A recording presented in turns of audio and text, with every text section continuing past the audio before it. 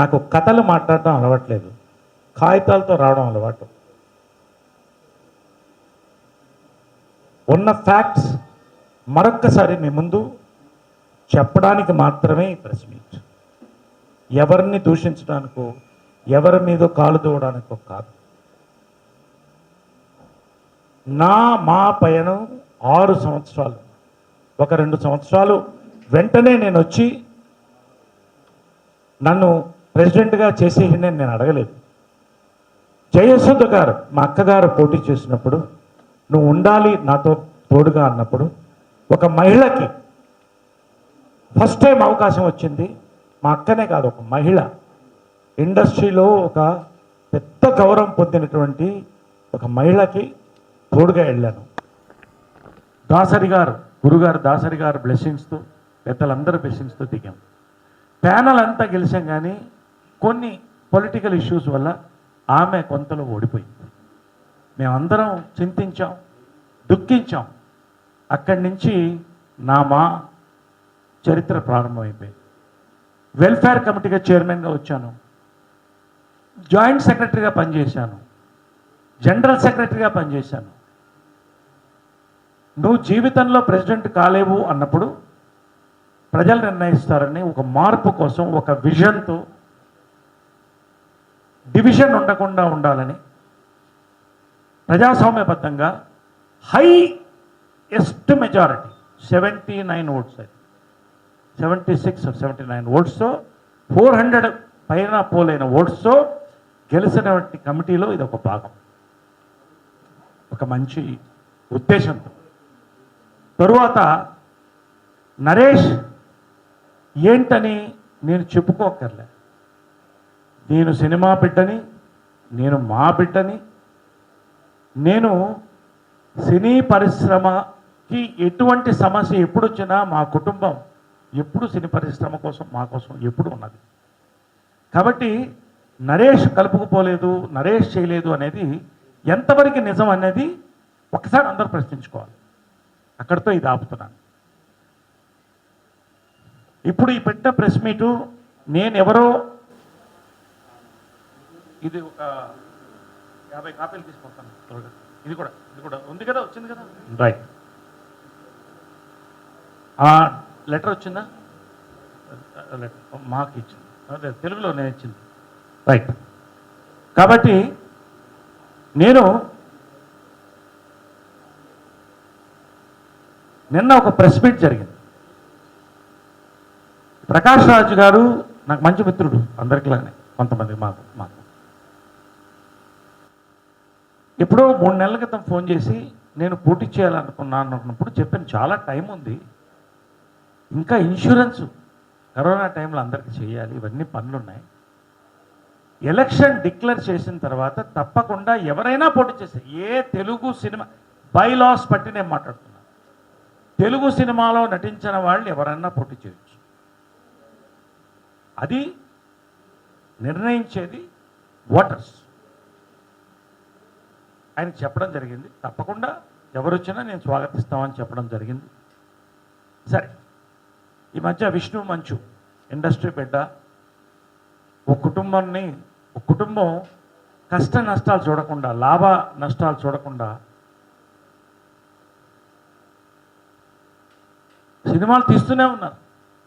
వందల వేల మందికి అన్నం పెట్టిన కుటుంబం, ఒక యువత.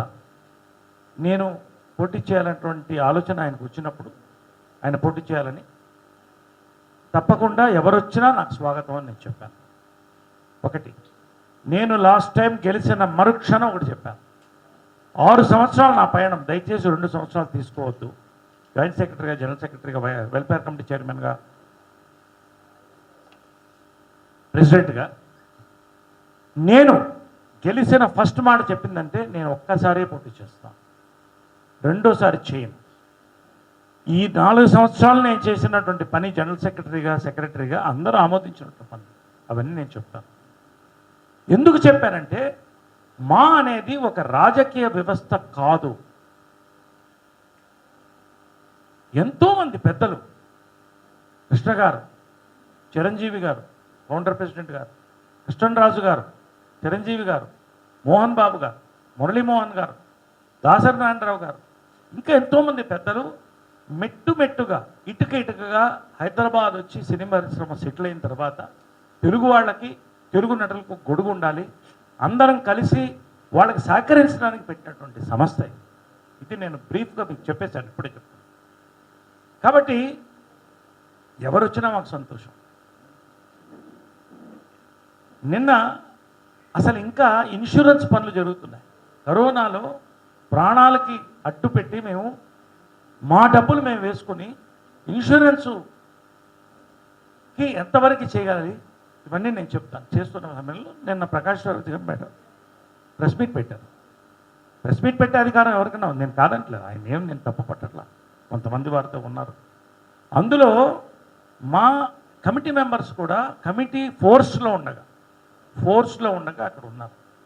కొంత బాధ కలిగింది అందరికి కూడా, పెద్దలందరికీ కూడా, మాకు అందరికి. రెండోది, నాగబాబు గారు మంచి మిత్రులు, విత్ డ్యూ రెస్పెక్ట్. 4 ఏళ్లుగా మా మసక పారిపోయింది అన్న మాట బైలాస్ ప్రకారం కూడా తప్పు, ఎవరు అనకూడదు. మాలో ఒక ఫార్మర్ ప్రెసిడెంట్ ఉండి మాతో కలిసి ఉండి ఎన్నోసార్లు ఆయన కలుసుకున్నాను, చేస్తున్న పనులు చెప్పాను, లెటర్లు పంపించాను చిరంజీవి గారికి, అందరికి కూడా, మా కృష్ణరాజు గారికి, అందరికి పంపించాను లెటర్స్.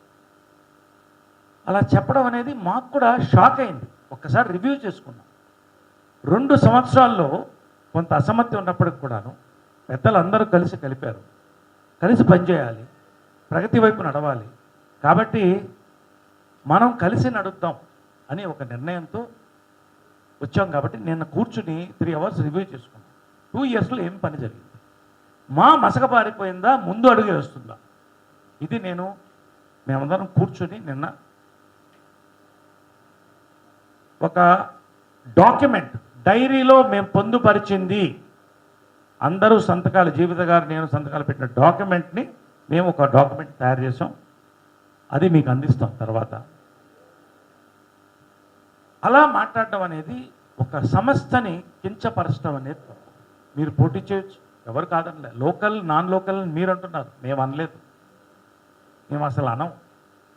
లోకలా నాన్ లోకలా, ఎంత డిసిప్లిన్ ఉంది, ఎవరికి ఎంతమంది సహకరించారు, మాకు ఎంతకాలం ఎవరున్నారు, అసలు ఓటేయడానికి ఎప్పుడన్నా వచ్చారా, జనరల్ బాడీ ఎప్పుడన్నా ఒక 30 జనరల్ బాడీలో ఒక దానికి వచ్చారా, ఇవన్నీ వాడు నిర్ణయించుకోమన్నారు. నేనేం మాట్లాడలేదు, అందరు కలిసే పనిచేస్తాం. ఇప్పుడు కూడా ఎలక్షన్స్ యునానిమస్ కావాలని మేము కోరుకుంటున్నాం. కానీ ఇది ఫస్ట్ డాక్యుమెంట్ ప్రకాష్ రాజ్ గారు మా ఆఫీస్ పంపించారు. We are all aware that the term of the present elected మా committee for the period of 2019-21 has ended. ఎప్పుడు పంపించారంటే 9th April, Friday 9th April. చూసుకోండి మీరు ఎంత అడ్వాన్స్లో పంపించారు. To intent hold elections as the EC meeting has the EC meeting being called to decide the election process. Why is the general body not at held yet? I request you to please address this apprehensions. భయపడుతున్నాం దానికి మా నుంచి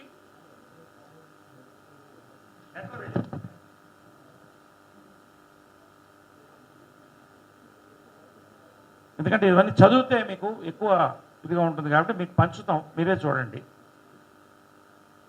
దానికి సమాధానం మేము వెంటనే April 12వ తారీఖున ఇవ్వడం జరిగింది. ప్రకాష్ రాజ్ గారికి ఈమెయిల్ పంపించాం మరుసటి రోజు, same day. Movie artist association ప్రధానంగా 1 సెప్టెంబర్ టు సెప్టెంబర్ ఉండేది. ఎందుకు ఉండేదంటే వచ్చే కొత్త కమిటీ మీద బర్డన్ పడద్దు, ఈ అకౌంట్స్ అన్ని పూర్తి అవడానికి ఏప్రిల్, మే, జూన్ అవుతుంది. జూన్ తర్వాత జనరల్ బాడీ పెట్టుకుని చేయాలి. మధ్యలో అది మారింది ఎందుకో. జనరల్ బాడీలో 2019 జనరల్ బాడీలో పరుచూరి శ్రీ పెద్దలు, ఇండస్ట్రీకి ఒక పెద్ద మా మెంబర్ పరుచూరి గోపాలకృష్ణ గారు ఈ పాయింట్ని ప్రపోజ్ చేశారు. మీరు సెప్టెంబర్ పెట్టండి, అదే సరైనది అని చెప్పినప్పుడు మొత్తం జనరల్ బాడీ చప్పట్లు కొట్టి రాటిఫై చేసినటువంటి రెజల్యూషన్ యునానిమస్లీ. కాబట్టి ఇది సెప్టెంబర్ ఉంటుందండి, ఖచ్చితంగా ప్రాసెస్ చేస్తాం అని నేను చెప్పడం జరిగింది. రెండోది, మాకెవరికి ఇప్పుడు అధికార దాహాలు ఇప్పుడు ఏదో వచ్చి చేసేయాలని ఏం లేదు. ఒక విజన్తో మేము వచ్చాం. ఇండస్ట్రీలో పుట్టి పెరిగి ఆర్టిస్టుల మధ్యన ఉన్నాం కాబట్టి ఇక్కడ హైదరాబాదులో మాకు తెలుసు రెంటెడ్ హౌస్ లేకుండా ఎంతమంది ఉన్నారు ఏంటి అనేది. కాబట్టి మేము ప్రకాష్ రాజ్ గారికి అక్కడ ఎవరైతే ఉన్నారో వారికి, మీడియా సోదరులకి, మీడియా లేకుండా ఏమీ ఉండదు, వారికి స్పష్టంగా చెప్తున్నాం. మన మెంబర్స్ అందరికీ 900 మెంబర్స్కి, కుటుంబం 900 మెంబర్స్. మొన్న ప్రకాష్ రాజ్ గారు షాక్ అయ్యాను, 500 మెంబర్స్ అన్నారు, మళ్ళీ ఓటర్స్ అన్నారు, కన్ఫ్యూషన్లో ఉన్నారు. 27 మంది సభ్యులు అన్నాడు, ఎగ్జిక్యూటివ్ 26 మందే ఉన్నారు. There is no data. ఆయన డేటా కావాలని అడిగాడు, ఆయనకు డేటా అందిస్తామని నేను వచ్చాను. ఈ డేటా ఏంటి, ఎంతమంది మెంబర్స్ ఉన్నారు, ఏం చేసామనేది ఒక్క 10 నిమిషాలు మీరు ఓపికగా నాకు టైం ఇవ్వాలి. స్పష్టంగా మేము చెప్తాం. మాలో ఇప్పటికీ 914 మంది లైఫ్ మెంబర్స్ ఉన్నారు. అసోసియేట్ మెంబర్స్ 29 మంది ఉన్నారు. సీనియర్ సిటిజన్స్ 18 మంది ఉన్నారు. 3 సంవత్సరాలుగా అసలు ఎవరికి ఏమి ఇస్తే ఎవరు కోప్పడతారు, ఒక స్కూటర్ ఇస్తే, ఒక ఇల్లు ఇస్తే, లేకపోతే ఇంకోటి ఇస్తే కోప్పడతారు అన్న ఆలోచన ఉన్నప్పుడు వెల్ఫేర్ కమిటీని నేను ప్రాణం పోసి మేమందరం రాజేంద్ర ప్రసాద్ అధ్యక్షతన, శివబాలాజీ జనరల్ సెక్రటరీగా, నేను జాయింట్ సెక్రటరీ, వెల్ఫేర్ కమిటీ చైర్మన్గా ఫస్ట్ మేము తీసుకుంది ఏంటంటే, భారతదేశంలో మీరు ఎక్కడైనా చెక్ చేసుకోమనండి, ఏ అసోసియేషన్లో జరగలేదు ఇంత అర్లీగా. ఈ యొక్క 700 మంది పై సభ్యులు ఇంటికి వెళ్ళి, మేము వెళ్ళి ఇంటికి వెళ్ళి వాళ్ళ బ్యాంక్ అకౌంట్ల నుంచి, వాళ్ళ సమస్యల గురించి, వాళ్ళ పరిష్కారం, దానికి ఏం పరిష్కారం కూడా తీసుకొని ఐఏఎస్ ఆఫీసర్లను కూర్చోపెట్టి 6 నెలలు కష్టపడితే ఎవరు రెడ్లో ఉన్నారు, ఎవరు గ్రీన్లో ఉన్నారు, ఎవరు ఎల్లోలో ఉన్నారు, దీన్ని బట్టి ఇవాళ జరుగుతుంది. సో డేటా ఎప్పుడే ఇచ్చేసాం. సర్వే అనేది ఒక చరిత్ర మాలో. దీన్ని బట్టే ఇప్పుడు కాదు, రేపు ఎప్పుడు జరిగిన కార్యక్రమాలు ఎవరు ప్రెసిడెంట్కి వచ్చినా కూడా ఈ సర్వే పట్టే వస్తుంది. ప్రతి ప్రెసిడెంట్ అద్భుతంగా చేశారు. నా వంతు, మా వంతు, అందరి వంతు, మా కమిటీ 26 మంది చెప్తున్నారు, అందరూ ఏం చేయాలో చేశాం. అయితే లైఫ్ ఇన్సూరెన్స్, ఒక మనిషి చచ్చిపోయినప్పుడు ఒక ఆర్టిస్టు 10,000 పంపించండి దహనానికి లేదన్న ఫోన్లు నాకు చాలా వచ్చేది. మేము వచ్చిన తర్వాత లైఫ్ ఇన్సూరెన్స్ ఫస్ట్ టైం 728 పీపుల్కి లైఫ్ ఇన్సూరెన్స్ చేశాం. 728 పీపుల్, నోట్ ఇట్. ఎందుకు మిగతా వాళ్ళకి కాలేదంటే వయసు మించిన వాళ్ళు అప్లై చేసుకునే వాళ్ళు తప్ప, ఇంటింటికి అడిగి 728 మందికి ప్రాణరక్షణ కల్పించాం. ఇది మా విషయంలో భాగం. అప్ టు 70 ఇయర్స్ అయితే ఎల్ఐసిని రిక్వెస్ట్ చేసి 78 ఇయర్స్ వరకు కూడా పెంచి పెద్దలకు కూడా, ఎందుకంటే వాళ్ళ కుటుంబాలు సఫర్ అవ్వకూడదని ఈ లైఫ్ ఇన్సూరెన్స్ చేశాం. ఇందులో ఈ కుటుంబాలు చాలామంది కూడా లైఫ్ ఇన్సూరెన్స్ని 3 లక్షల రూపాయలు లైఫ్ ఇన్సూరెన్స్ చనిపోయిన వ్యక్తి చనిపోయిన వెంటనే వితిన్ 48 అవర్స్, 24 అవర్స్ ముందు చెక్ రిలీజ్, తర్వాత మేము ఇన్సూరెన్స్ తీసుకున్నాం. గుండు హనుమంతరావు గారు ఫ్యామిలీకి చెందింది, దేవదాస్ కనకాల గారి ఫ్యామిలీకి చెందింది, వేణుమాధవ్ ఫ్యామిలీకి వెళ్ళింది, గీతాంజలి గారి ఫ్యామిలీకి వెళ్ళింది, జయప్రకాష్ రెడ్డి గారి ఫ్యామిలీకి వెళ్ళింది, నర్సింగ్ యాదవ్ ఫ్యామిలీకి వెళ్ళింది, రాళ్లపల్లి గారి ఫ్యామిలీకి వెళ్ళింది, టిఎన్ఆర్ ఫ్యామిలీకి వెళ్ళింది, ఇంకా చాలామందికి వెళ్ళింది. 16 మందికి మేము 48 లక్షల రూపాయలు, అంటే దాదాపు 50 లక్షల రూపాయలు అత్యధిక క్లిష్ట పరిస్థితుల్లో వారికి మేము అందించాం. ఎందుకంటే ప్రాణరక్షణ, ఆర్టిస్ట్ చచ్చిపోయినప్పుడు సినిమాలు ఉండవు కాబట్టి వాళ్ళకి ఈ రక్షణ అనేది ఒక కవచం ఆ కుటుంబానికి, ఎందుకంటే వాళ్ళు అతన్ని ప్రోత్సహించారు కాబట్టి. Yes, next medical insurance.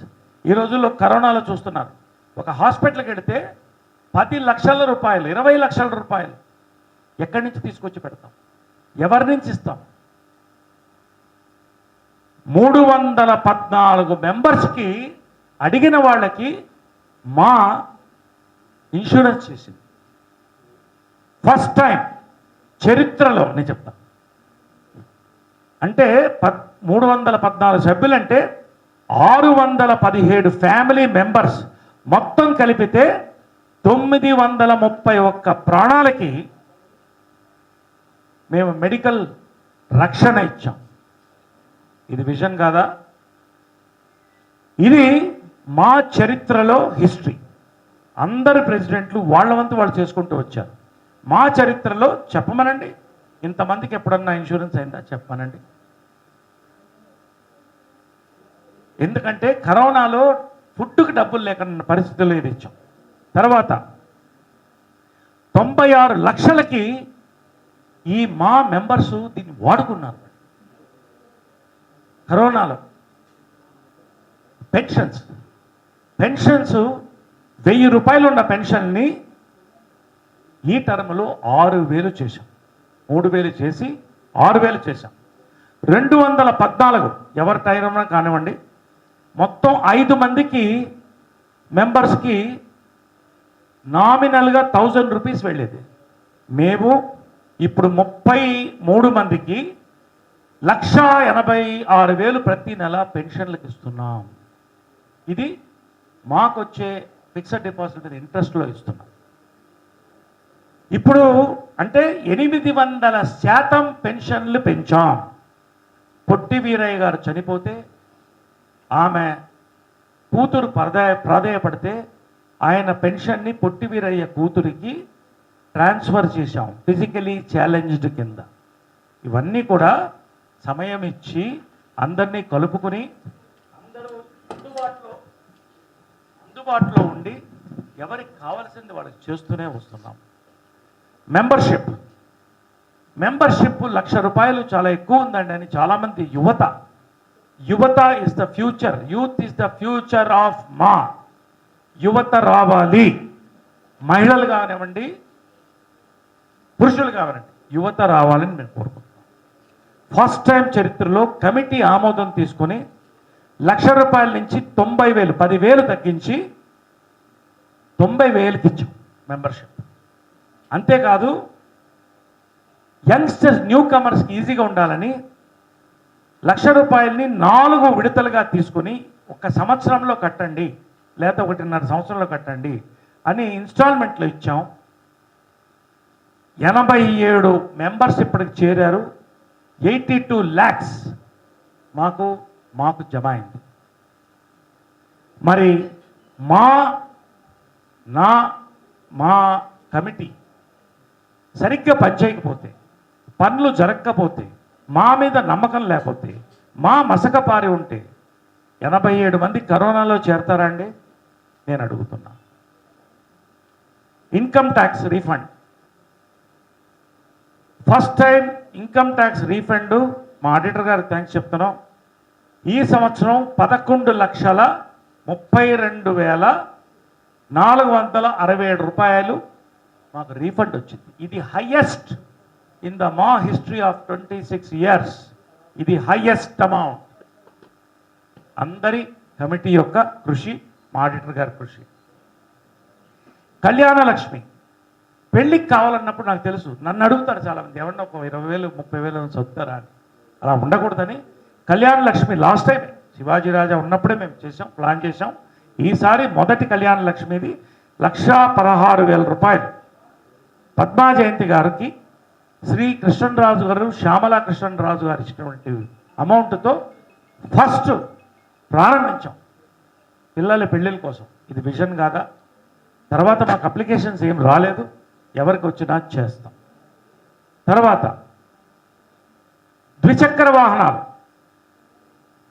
77,000 చొప్పున ముగ్గురికి పంచాం. 2,31,000 అయింది. ఎందుకంటే ఆర్టిస్టులు బస్సుల్లో పోవడం కష్టం, వాళ్ళకి ద్విచక్ర వాహనాలు ఉంటే ప్రజల్లో కంఫర్టబుల్గా వెళ్ళగలుగుతారని పంచాం. ఇది స్పాన్సర్షిప్ నుంచి పంచాం, మా బడ్జెట్లోంచి మేము తీయలేదు. మెయిన్గా మేము సర్వే చేసినప్పుడు మేము లాస్ట్ పేజ్ మేము సర్వే చేసినప్పుడు చాలామంది కళాకారులు, వృద్ధ కళాకారులు, కొత్త వాళ్ళు చాలామంది అడిగింది ఏంటంటే, మాకు డబ్బులు వద్దండి, అవకాశాలు ఇప్పించండి, మాకు స్థిర మీద కనపడాలంటే కళ్ళల్లో నీళ్ళు తిరిగింది మాకు. వాళ్ళందరినీ పిలిపించి ఒక సమావేశం పెట్టి ఒక బ్రోషర్ తయారు చేసి స్వర్గీయులు దాసరి నారాయణరావు చేత రిలీజ్ చేయించి జాబ్ కమిటీ అని ఒక కమిటీ ఎప్పుడన్నా చరిత్రలో ఉందా ఫస్ట్ టైం పెట్టి గౌతమ్ రాజు గారు వీళ్ళందరూ, లక్ష్మీకాంతరావు గారు మా ఎక్స్-అఫీషియో మెంబర్, వీళ్ళందరినీ పెట్టి వాళ్ళ పెట్రోల్ వేసుకుని వాళ్ళు తిరిగి దాదాపుగా 35 మెంబర్స్, చాలామంది పెద్దవాళ్ళు, వీళ్ళందరికీ అవకాశాలు వచ్చినాయి. ఈసారి కూడా జీవిత రాజశేఖర్ గారు ప్రారంభించింది. వెళ్ళాం, బ్రోషర్స్ తీసుకుని డైరెక్టర్స్ అసోసియేషన్, ప్రొడ్యూసర్స్ అసోసియేషన్ కలిసాం, ప్రొడ్యూసర్స్ కౌన్సిల్, రైటర్స్ కౌన్సిల్. కానీ దురదృష్టవశాత్తు కరోనా వచ్చి ఆగిపోవడం జరిగింది. జాబ్ కమిటీ ఎప్పుడూ లేదు, మేము పెట్టింది, మేము నడిపాం. తర్వాత 25 సంవత్సరాలు ఇందాక చెప్పినట్టు ఒక యాంథమ్ని తయారు చేసి ఒక యాంథమ్ని విడుదల చేస్తే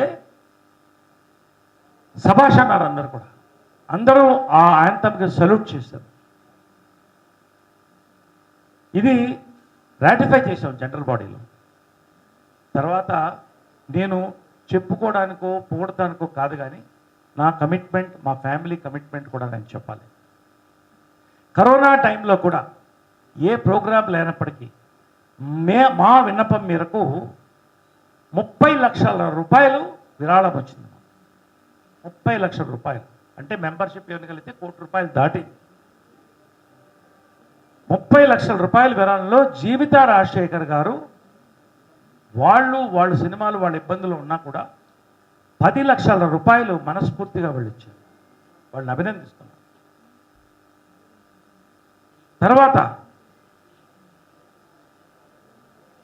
15 ఫస్ట్ లాక్డౌన్లో ఆకలి అన్నం లేనని పరిస్థితిలో చాలామంది ఫోన్లు వచ్చినప్పుడు నేను అందరితో ఒక మెసేజ్ పెట్టి పర్సనల్గా, నేను లాక్డౌన్లో నాకు సినిమాలు లేవు, but I'm very happy, well of, 900 మందికి మెసేజ్ పెట్టాను. మీకేమన్నా కావాలంటే నన్ను అడగండి, మీ బ్యాంక్ అకౌంట్లోకి వేస్తాను 10,000 వెంటనే అంటే 150 మంది అప్లై చేసుకున్నారు. 130 మంది అప్లై చేసుకున్నారు. అంతేనా? 140 మంది అప్లై చేసుకుంటే వీళ్ళందరూ మా కమిటీ అంతా పనిచేసి రాత్రి పగళ్ళు వాళ్ళ బ్యాంక్ అకౌంట్స్ అన్నీ తీసి మళ్ళీ ఆ కరోనాలో ఆఫీసులకు వెళ్ళి మా ఆఫీస్లో వితిన్ 1 వీక్ 10,000 రూపాయలు 14 లక్షలు వాళ్ళ అకౌంట్లో జమ చేస్తే, మొన్న కూడా చెప్పిన ఉన్నారు, ఆ రోజులు ఆపరేషన్ అండి, ఈ 10,000 నాకు చాలా హెల్ప్ అయింది, తిండికి హెల్ప్ అయింది, రకరకాలుగా థ్యాంక్స్ చెప్తూ ఇప్పటికీ రకరకాల స్టేట్స్, తమిళనాడు, కర్ణాటక, ఇక్కడందరూ కూడా పంపించాం. పేర్లు చెప్పకూడదు ఎందుకంటే వాళ్ళ బట్ లిస్ట్ ఉంది. ₹1,00,000 చిరంజీవి గారు చేస్తున్నటువంటి మంచి పని సిసిసి కూడా ₹1,00,000 నేను డొనేట్ చేశాను. రాత్రి చిరంజీవి గారు నాకు ఫోన్ చేశారు, 9:30కి ఫోన్ చేసి మనస్ఫూర్తిగా అభినందించారు. చాలా బాగా పనిచేస్తున్నారు, చాలా మంచి పని చేస్తున్నావు, సొంత డబ్బులు నీ సబ్బులు ఈ టైంలో పంచడం అనేది మంచిది, సిసిసికి కూడా ₹1,00,000 ఇచ్చావు, చాలా హ్యాపీ నేను నరేష్ అంటే. నిజంగా నేను సంతోషపడ్డాను. కృష్ణరాజు గారు నీకు ఎంత తోడ్పడతాను, ఎంత కావాలో చెప్పు, ఎవరికి ఏం కావాలో నేను చూస్తానని చెప్పి ఆయన కూడా చెప్పడం జరిగింది. ఎంతోమంది పెద్దలు ముందుకు వచ్చారు. కాబట్టి మా అమ్మ ఘట్టమనేని విజయనిర్మల గారు, ఆమె ఎప్పుడూ ఏ పదవి కోరుకోలేదు.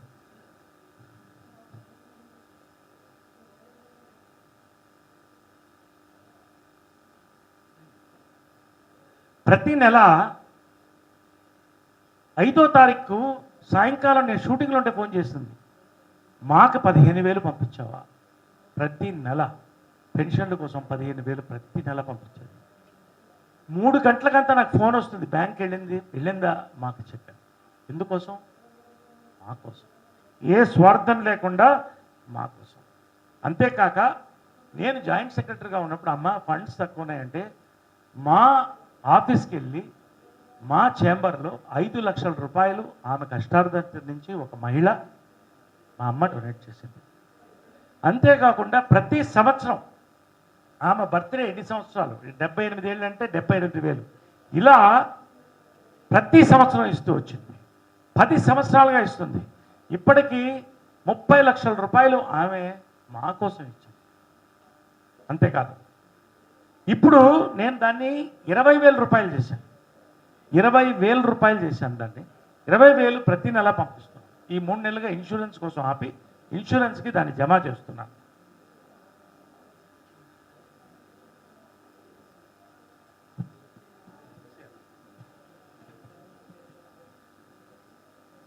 ఇది నేను ఏదో గర్వంగా చెప్పుకోవట్లేదు. మా కోసం ఏ పదవి ఆశించకుండా, నేను 20 ఏళ్ళగా మెంబర్ని. మరి 20 ఏళ్ళగా ఏ పదవిలో నేను లేనే. నేను వచ్చి ప్రెసిడెంట్ అవుతాను ఇప్పుడు నేను వెంటనే అనలేదే.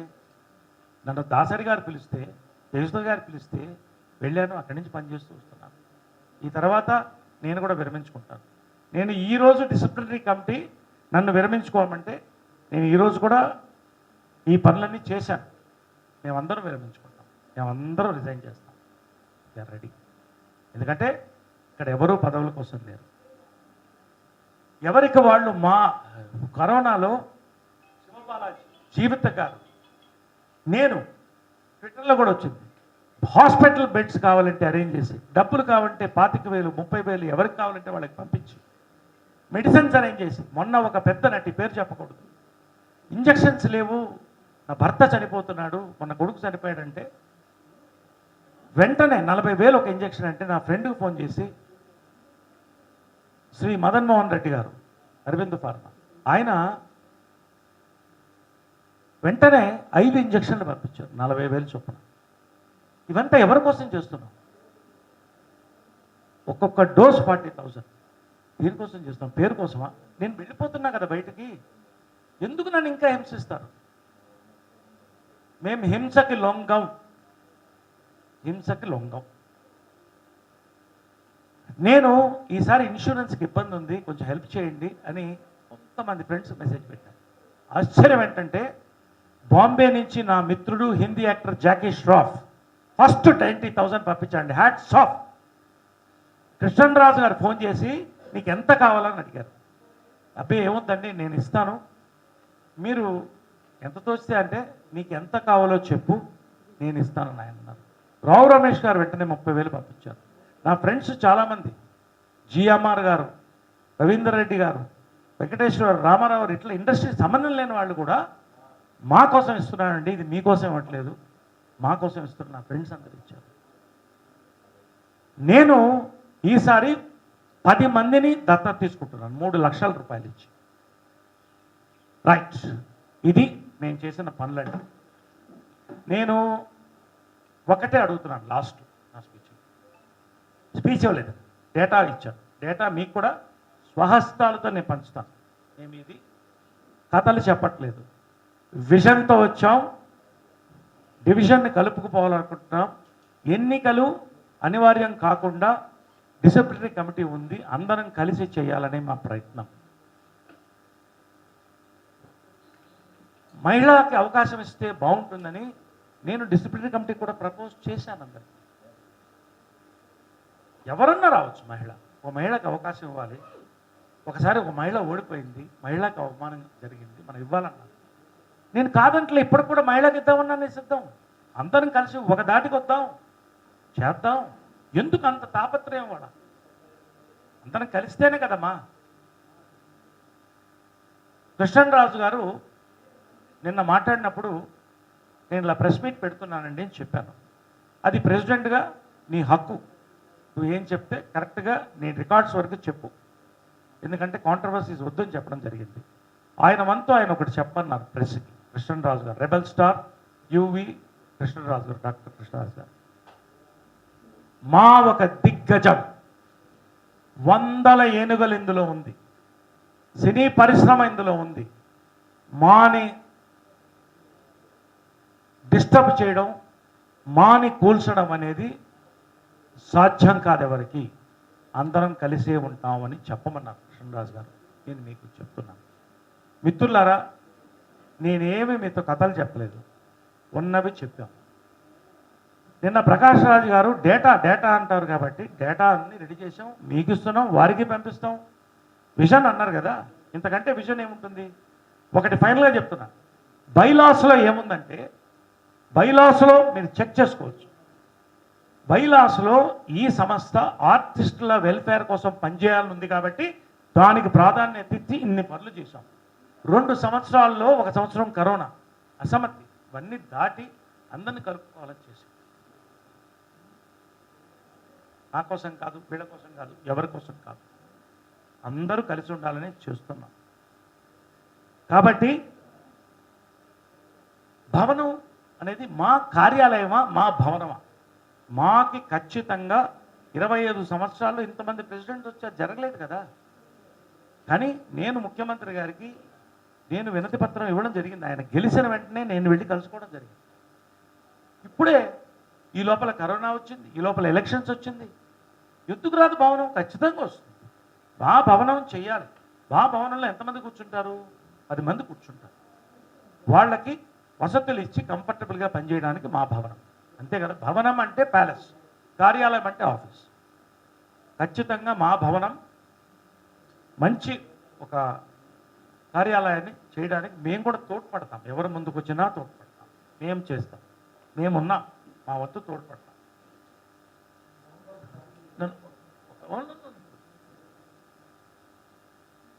కాబట్టి silence please. Hello hello hello. కాబట్టి నేను చెప్తుంది ఏంటంటే, ఫైనల్గా రండి, ఇప్పటికి కూడా చెప్తాను, కలిసి పనిచేస్తాం. డిసిప్లినరీ కమిటీని సంప్రదిస్తాం. ఒక క్యాండిడేట్ని పెట్టినప్పుడు, డిసిప్లినరీ కమిటీని మనమే పెట్టినప్పుడు అక్కడి నుంచి తీసుకొస్తాం క్యాండిడేట్, మంచి క్యాండిడేట్ని తీసుకొస్తాం అనుకున్నప్పుడు ఆల్రెడీ డిక్లరేషన్ అయిపోయింది ఒక ప్యానల్ కూడా. ఇంతవరకు ఇన్సూరెన్స్ పనులు కాలేదు, ఇప్పుడు మళ్ళీ ఇన్సూరెన్స్కి రెడీ చేసుకుంటున్నాం, కొంత డబ్బులు పెట్టుకొని రెన్యువల్ చేయడానికి. ప్రాణాలు ఇక్కడ విలువెల్లాడుతున్నాయి, ఆరోగ్యం లపటప కొట్టుకుంటుంది. ఈ పరిస్థితిలో ప్యానల్ పెట్టడం, ఎగ్జిక్యూటివ్ అవ్వాలి, జనరల్ బాడీ అవ్వాలి. సెప్టెంబర్ వరకు టైం ఉంది. నేను క్లియర్గా మెసేజ్ పెట్టాను ఇక్కడ. అయిన తర్వాత నోటిఫికేషన్ ప్రెసిడెంట్గా నేను ఇవ్వాలి, ఎలక్షన్ నేను జరిపించి హ్యాండ్ ఓవర్ చేసి ఛార్జ్ ఇచ్చి వెళ్ళాలి. మరి అక్కడ ఒక ఫార్మర్ ప్రెసిడెంట్ ఉన్నాడు ఆ ప్యానల్లో నిలబడి.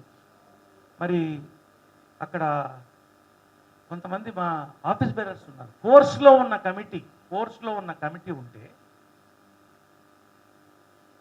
ఒక ప్యానల్కి వెళ్ళడం ఏంటి నాకు అర్థం కాదు. నేను క్వశ్చన్ చేస్తాను. జై మా, జై హింద్.